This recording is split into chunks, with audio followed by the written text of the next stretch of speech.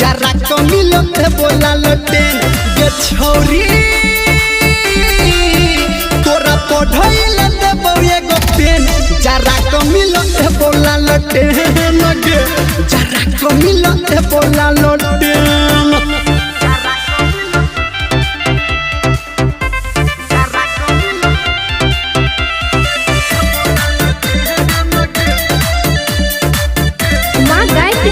recording studio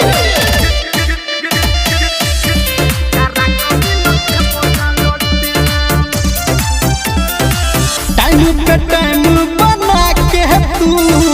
करे खाली तू न खरा तोरा चक्कर में के छौरी सुन के लोपते हमला फरा हो टाइम पे टाइम बना के तू करे खाली तू न खरा तोरा चक्कर में के छौरी सुन के लोपते हमला फरा गे छौरी तोर जवानी लगो ए रोपलेन जरा कमिल बोला लटेन गे जरा कमिल बोला लटेन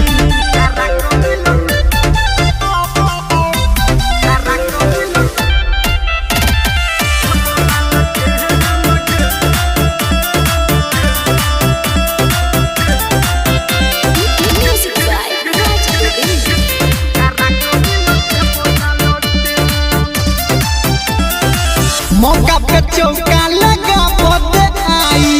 करिहा ने जान तू लेटी तोहर बापू ने भैया के बुझतो केने छी सब हम सेटी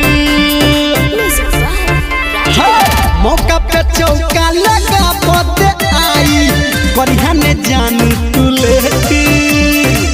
तोहर बापू ने भैया के बुझतो केने छी सब हम सेटी गे छौरी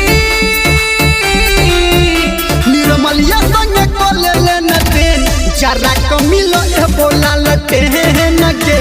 जरा कमिल बोला लटेन जरा कमिल बोला लटेन गे जरा कमिल बोला